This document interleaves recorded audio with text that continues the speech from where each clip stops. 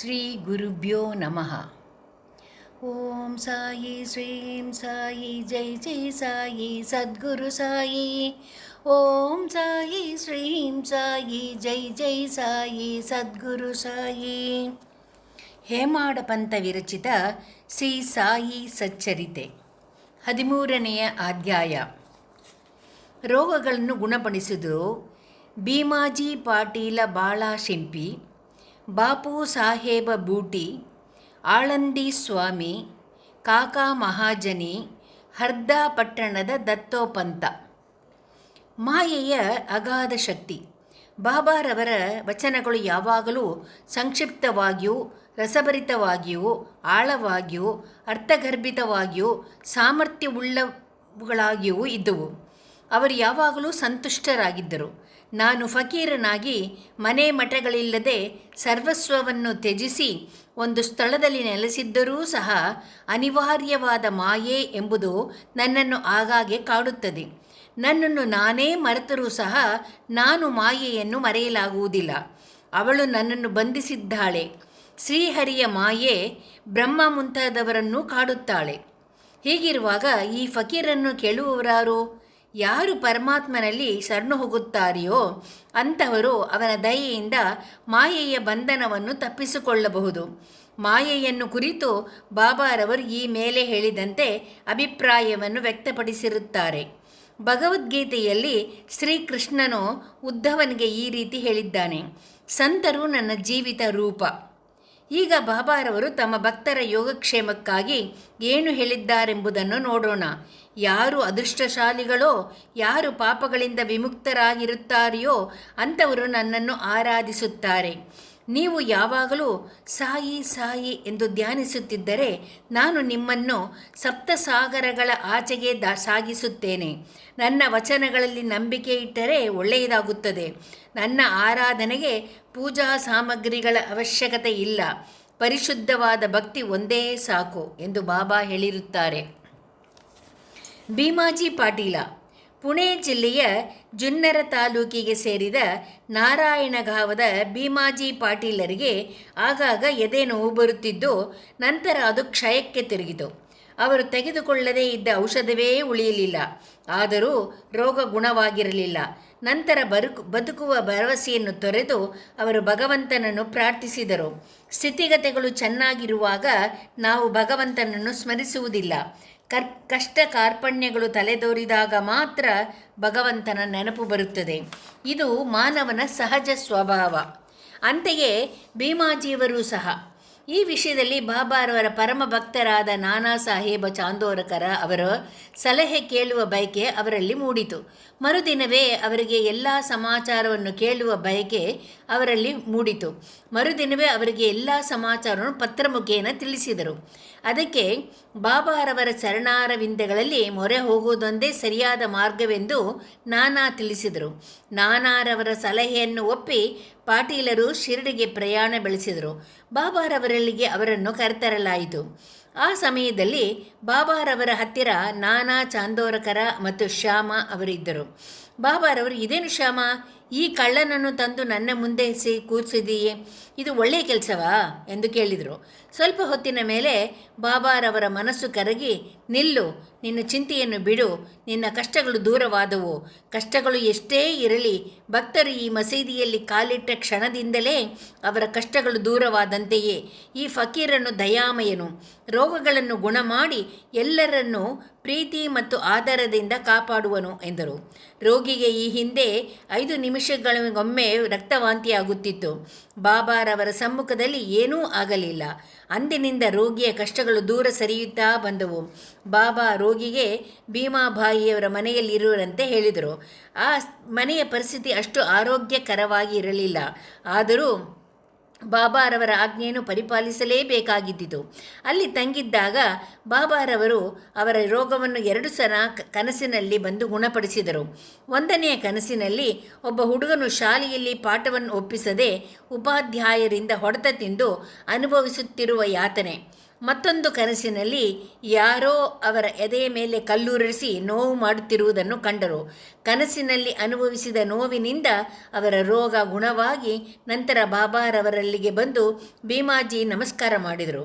ಬಾಬಾ ಅವರು ಭಕ್ತರು ತಮ್ಮನ್ನು ಸದಾ ಅಚಲ ನಂಬಿಕೆಯಿಂದ ಸ್ಮರಿಸುವುದೊಂದೇ ವಿನಃ ಇನ್ನೇನೂ ಬೇಕಾಗಿರಲಿಲ್ಲ. ಮಹಾರಾಷ್ಟ್ರದ ಜನರು 15 ದಿನಗಳಿಗೊಮ್ಮೆ ಅಥವಾ ತಿಂಗಳಿಗೊಮ್ಮೆ ತಮ್ಮ ಮನೆಗಳಲ್ಲಿ ಶ್ರೀ ಸತ್ಯನಾರಾಯಣ ವ್ರತವನ್ನು ಆಚರಿಸುತ್ತಾರೆ. ಆದರೆ ಭೀಮಾಜಿಯವರು ತಮ್ಮ ಮನೆಯಲ್ಲಿ ಶ್ರೀ ಸಾಯಿ ಸತ್ಯನಾರಾಯಣ ವ್ರತ ಎಂಬ ಹೊಸ ವ್ರತವನ್ನು ಆಚರಿಸ ಹತ್ತಿದರು. ಬಾಳ ಗಣಪತ ಶಿಂಪಿ. ಬಾಬಾರವರ ಇನ್ನೊಬ್ಬ ಭಕ್ತರಾದ ಬಾಳ ಗಣಪತ ಶಿಂಪಿಯವರು ಭಯಂಕರವಾದ ಮಲೇರಿಯಾ ರೋಗದಿಂದ ನರಳುತ್ತಿದ್ದರು.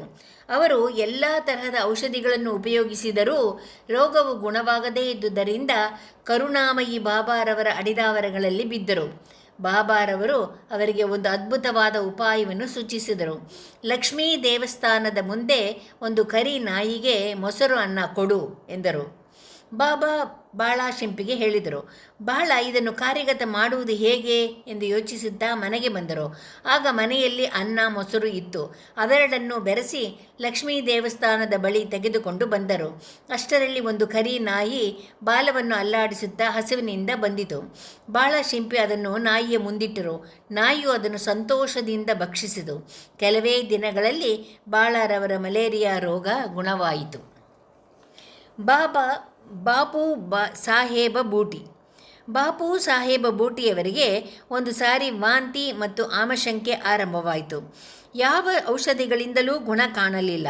ಬಹಳ ಆಯಾಸವಾಗಿದ್ದುದರಿಂದ ಮಸೀದಿಗೆ ಹೋಗಲು ಸಹ ತ್ರಾಣವಿಲ್ಲದಂತಾಯಿತು. ಬಾಬಾ ಅವರು ಅವರನ್ನು ಕರೆಯಿಸಿ ಮುಂದೆ ಕೂಡಿಸಿಕೊಂಡು ಎಚ್ಚರದಿಂದಿರು, ಇನ್ನು ನೀನು ವಾಂತಿ ಮಾಡಕೂಡದು ಎಂದು ತೋರುಬೆರಳನ್ನು ತೋರಿಸುತ್ತಾ ಹೇಳಿದರು. ಅಂದಿನಿಂದ ಅವರ ವಾಂತಿ ಮತ್ತು ಭೇದಿ ನಿಂತಿತು. ಇನ್ನೊಂದು ಸಂದರ್ಭದಲ್ಲಿ ಅವರಿಗೆ ಕಾಲರಾ ಜಾಡ್ಯು ಅಂಟಿಕೊಂಡು ಬಹಳ ಬಾಯಾರಿಕೆಯಿಂದ ಬಳಲುತ್ತಿದ್ದರು. ಡಾಕ್ಟರ್ ಪಿಳ್ಳೆಯವರು ಅವರಿಗೆ ಅನೇಕ ಔಷಧಿಗಳನ್ನು ಕೊಟ್ಟರು. ಗುಣ ಕಂಡುಬರಲಿಲ್ಲ. ಆಗ ಬಾಬಾರವರಲ್ಲಿಗೆ ಧಾವಿಸಿ ಯಾವ ಪಾನೀಯದಿಂದ ಬಾಯಾರಿಕೆ ಅಡಗುವುದು ಎಂದು ಕೇಳಿದರು. ಅದಕ್ಕೆ ಬಾಬಾರವರು ಬಾದಾಮಿ, ಅಕ್ರೋಟು, ಪಿಸ್ತೆ ಇವು 3 ಅರೆದು ಸಕ್ಕರೆ ಹಾಕಿ ಹಾಲಿನಲ್ಲಿ ಸೇರಿಸಿ ಬೇಯಿಸಿ ಕುಡಿ ಎಂದರು. ಯಾವ ವೈದ್ಯರನ್ನಾದರೂ ಕೇಳಿದರೆ ಇದು ರೋಗವನ್ನು ಹೆಚ್ಚಿಸುತ್ತದೆ ಎಂದು ಹೇಳಬಹುದು. ಆದರೆ ಅವರು ಬಾಬಾರವರ ಆಜ್ಞೆಯಂತೆ ಪಾಲಿಸಲೇಬೇಕಾಗಿದ್ದಿತು. ಈ ಔಷಧಿ ತಯಾರಿಸಿ ಕುಡಿದರೂ ಅವರ ರೋಗ ಗುಣವಾಯಿತು. ಆಳಂದಿ ಸ್ವಾಮಿ. ಆಳಂದಿಯ ಸ್ವಾಮಿಗಳೊಬ್ಬರು ಬಾಬಾರವರ ದರ್ಶನಾಕಾಂಕ್ಷಿತರಾಗಿ ಒಮ್ಮೆ ಶಿರಡಿಗೆ ಬಂದರು. ಅವರಿಗೆ ಕಿವಿ ನೋವಿನಿಂದ ರಾತ್ರಿಯೆಲ್ಲ ನಿದ್ದೆ ಬರುತ್ತಿರಲಿಲ್ಲ. ಅವರಿಗೆ ಶಸ್ತ್ರಚಿಕಿತ್ಸೆ ಸಹ ಆಗಿದ್ದಿತು. ಆದರೂ ಗುಣವಾಗಿರಲಿಲ್ಲ. ನೋವು ಬಲವಾಗಿ ಏನೂ ಮಾಡಲು ತೋಚಲಿಲ್ಲ. ಅವರು ಬಾಬಾರವರ ದರ್ಶನ ಪಡೆಯಲು ಬಂದರು. ಆಗ ಶ್ಯಾಮ ಅವರು ಸ್ವಾಮಿಯವರ ಕಿವಿ ನೋವು ಹೋಗುವಂತೆ ಏನಾದರೂ ಮಾಡಿರಿ ಎಂದು ಬಾಬಾರವರಲ್ಲಿ ಬೇಡಿದರು. ಆಗ ಬಾಬಾರವರು ಅಲ್ಲ ಅಚ್ಚಾಕರೇಗ, ದೇವರು ಒಳ್ಳೆಯದನ್ನು ಮಾಡುತ್ತಾನೆ ಎಂದು ಸಮಾಧಾನ ಪಡಿಸಿದರು. ಸ್ವಾಮಿಯವರು ಪುಣೆಗೆ ಹೋದ 1 ವಾರದ ನಂತರ ಕಿವಿ ನೋವು ಗುಣವಾಗಿದೆ ಎಂದು ಪತ್ರ ಬರೆದರು. ಹೀಗಿತ್ತು ಬಾಬಾರವರ ಮಾತಿನ ಪ್ರಭಾವ. ಕಾಕಾ ಮಹಾಜನಿ. ಇನ್ನೊಬ್ಬ ಭಕ್ತರಾದ ಕಾಕಾ ಮಹಾಜನಿಯವರು ಅತಿಸಾರ ರೋಗದಿಂದ ನರಳುತ್ತಿದ್ದರು. ಬಾಬಾರವರ ಸೇವೆಗೆ ಭಂಗಬಾರದಂತೆ ಮಸೀದಿಯ ಮೂಲೆಯಲ್ಲಿ ನೀರನ್ನು ಇಟ್ಟುಕೊಂಡು ಆಗಾಗ್ಗೆ ಹೊರಗೆ ಹೋಗಿ ಬರುತ್ತಿದ್ದರು. ಬಾಬಾರವರಿಗೆ ಇದು ಗೊತ್ತಿತ್ತು. ಅವರೇ ಗುಣ ಮಾಡುತ್ತಾರೆಂದು ಸುಮ್ಮನಿದ್ದು ಬಾಬಾರವರಿಗೆ ತಿಳಿಸಿರಲಿಲ್ಲ. ಮಸೀದಿಯ ಎದುರಿನಲ್ಲಿ ಕಲ್ಲು ಮಂಚ ಹಾಕುವ ಕೆಲಸ ಸಾಗುತ್ತಿದ್ದಾಗ ಬಾಬಾರವರು ಇದ್ದಕ್ಕಿದ್ದಂತೆ ಉದ್ರಿಕ್ತರಾಗಿ ಜೋರಾಗಿ ಕೂಗಿಕೊಂಡರು. ಅಲ್ಲಿದ್ದವರೆಲ್ಲರೂ ಹೆದರಿ ಓಡಿ ಹೋದರು. ಕಾಕಾರವರು ಮಾತ್ರ ಅವರ ಕೈಗೆ ಸಿಕ್ಕಿಬಿದ್ದರು. ಈ ಗಲಾಟೆಯಲ್ಲಿ ಯಾರೋ ಒಂದು ಕಡಲೆಕಾಯಿ ಚೀಲವನ್ನು ಅಲ್ಲಿಯೇ ಬಿಟ್ಟು ಹೋಗಿದ್ದರು. ಆಗ ಬಾಬಾರವರು ಒಂದು ಹಿಡಿ ಕಡಲೆಕಾಯಿಯನ್ನು ತೆಗೆದುಕೊಂಡು ಸುಲಿದು ಚೆನ್ನಾಗಿ ತಿಕ್ಕಿ ಕಾಕಾರವರಿಗೆ ಕೊಟ್ಟು ತಿನ್ನಲು ಹೇಳಿದರು. ಹೀಗೆ ಬಾಬಾರವರು ಕೊಡುತ್ತಲೇ ಇದ್ದರು. ಕಾಕಾರವರು ತಿನ್ನುತ್ತಲೇ ಇದ್ದರು. ನಂತರ ಬಾಬಾರವರು ಬಾಯಾರಿಕೆಯಾಗಿದೆ ಎಂದು ಹೇಳಿ ನೀರು ತರಲು ಹೇಳಿದರು. ಕಾಕಾರವರು ನೀರು ತಂದು ಕೊಡಲು ಬಾಬಾ ತಾವು ಸ್ವಲ್ಪ ಕುಡಿದು ಕಾಕಾರವರಿಗೂ ಕುಡಿಯಲು ಹೇಳಿದರು. ಕಾಕಾರವರು ಸಹ ಸ್ವಲ್ಪ ನೀರನ್ನು ಕುಡಿದರು. ಆಗ ಬಾಬಾರವರು, ನಿನ್ನ ರೋಗ ಗುಣವಾಯಿತು, ಕಲ್ಲು ಮಂಚ ಹಾಕುವ ಕೆಲಸವನ್ನು ಆರಂಭ ಮಾಡಬಹುದು ಎಂದರು. ನಂತರ ಓಡಿ ಹೋಗಿದ್ದವರೆಲ್ಲ ಹಿಂತಿರುಗಿ ಕೆಲಸವನ್ನು ಆರಂಭ ಮಾಡಿದರು. ಅತಿಸಾರ ರೋಗಕ್ಕೆ ಕಡಲೆಕಾಯಿ ಔಷಧವೇ? ವೈದ್ಯರ ಅಭಿಪ್ರಾಯದಲ್ಲಿ ಕಡಲೆಕಾಯಿ ತಿನ್ನುವುದರಿಂದ ಅತಿಸಾರ ಹೆಚ್ಚಾಗುತ್ತದೆ. ಇದಲ್ಲವೇ ಬಾಬಾರವರ ಲೀಲೆ?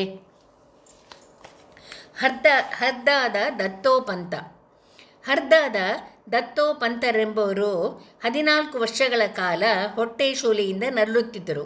ಯಾವ ಔಷಧಿಗಳಿಂದಲೂ ಗುಣವಾಗಿರಲಿಲ್ಲ. ಬಾಬಾ ಅವರ ಹೆಸರನ್ನು ಕೇಳಿ ಶಿರಡಿಗೆ ಬಂದರು. ಬಾಬಾರವರು ದಯಾಪೂರಿತ ದೃಷ್ಟಿಯಿಂದ ಅವರನ್ನು ನೋಡಿ ಅವರ ಮಸ್ತಕದ ಮೇಲೆ ಕೈಯಿಟ್ಟು ಆಶೀರ್ವದಿಸಿ ಉದಿಪ್ರಸಾದವನ್ನು ನೀಡಿದರು. ಅಂದಿನಿಂದ ಅವರ ಹೊಟ್ಟೆ ಶೂಲೆ ನಿವಾರಣೆ ಆಯಿತು. ಮಾಧವರಾವ ದೇಶಪಾಂಡೆ ಒಮ್ಮೆ ಹೊಟ್ಟೆ ಶೂಲೆಯಿಂದ ನರಳುತ್ತಿದ್ದರು. ಅವರಿಗೆ ಬಾಬಾ ಸೋನಾಮುಖಿ ಕಷಾಯ ಕುಡಿಯುವಂತೆ ಹೇಳಿದರು. ಅದರಂತೆ ಆ ಕಷಾಯ ಕುಡಿಯಲು ರೋಗ ಗುಣವಾಯಿತು. 2 ವರ್ಷಗಳ ನಂತರ ರೋಗ ಮತ್ತೆ ತಲೆದೋರಿತು. ಈ ಸಾರಿ ಬಾಬಾರವರನ್ನು ವಿಚಾರಿಸದೆ ಪುನಃ ಅದೇ ಕಷಾಯ ಮಾಡಿ ಶಾಮ ಕುಡಿದರು. ಆದರೆ ಆಗ ಹೊಟ್ಟೆ ಶೂಲೆ ಹೆಚ್ಚಾಯಿತು. ನಂತರ ಬಾಬಾರವರ ದಯೆಯಿಂದ ಗುಣವಾಯಿತು. ಕಾಕಾ ಮಹಾಜನಿಯವರ ಅಣ್ಣಂದಿರೊಬ್ಬರಿಗೆ ಒಂದು ಸಾರಿ ಹೊಟ್ಟೆ ನೋವು ಆರಂಭವಾಯಿತು. ಅವರು ಬಾಬಾರವರ ಕೀರ್ತಿಯನ್ನು ಕೇಳಿ ಶಿರಡಿಗೆ ಬಂದು ರೋಗವನ್ನು ಗುಣ ಮಾಡುವಂತೆ ಕೇಳಿದರು. ಬಾಬಾರವರು ಅವರ ಉದರವನ್ನು ಮುಟ್ಟಿ, ದೇವರು ಗುಣ ಮಾಡುತ್ತಾನೆ, ಚಿಂತಿಸಬೇಡ ಎಂದರು. ಅಂದಿನಿಂದ ಹೊಟ್ಟೆ ನೋವು ಗುಣವಾಗಿ ಪುನಃ ನೋವು ಬರಲೇ ಇಲ್ಲ. ನಾನಾ ಸಾಹೇಬ ಚಾಂದೋರಕರ ಅವರಿಗೂ ಒಂದು ಸಾರಿ ಅತಿಯಾದ ಹೊಟ್ಟೆ ನೋವು ಆರಂಭವಾಯಿತು. ಯಾವ ಔಷಧಿಗಳಿಂದಲೂ ಗುಣವಾಗಲಿಲ್ಲ. ನಂತರ ಬಾಬಾರವರಲ್ಲಿ ಬಂದು ಕೇಳಿದರು. ಬಾಬಾರವರು ಬರ್ಫಿಯನ್ನು ತುಪ್ಪದಲ್ಲಿ ಸೇರಿಸಿ ತಿನ್ನು ಎಂದರು. ಈ ಔಷಧಿಯಿಂದ ಅವರ ಹೊಟ್ಟೆ ನೋವು ಗುಣವಾಯಿತು. ಇವುಗಳನ್ನು ಕೂಲಂಕಷವಾಗಿ ಪರಿಶೀಲಿಸಿದರೆ ರೋಗಗಳನ್ನು ಗುಣಪಡಿಸುವುದು ಬಾಬಾರವರ ಮೃದು ನುಡಿಗಳೇ ಹೊರತು ಔಷಧಿಗಳಲ್ಲ ಎಂದು ನಾವು ಮನಗಾಣಬಹುದು. ಶ್ರೀ ಸಾಯಿ ಪ್ರಣಾಮ. 13ನೇ ಅಧ್ಯಾಯ ಸಂಪೂರ್ಣ.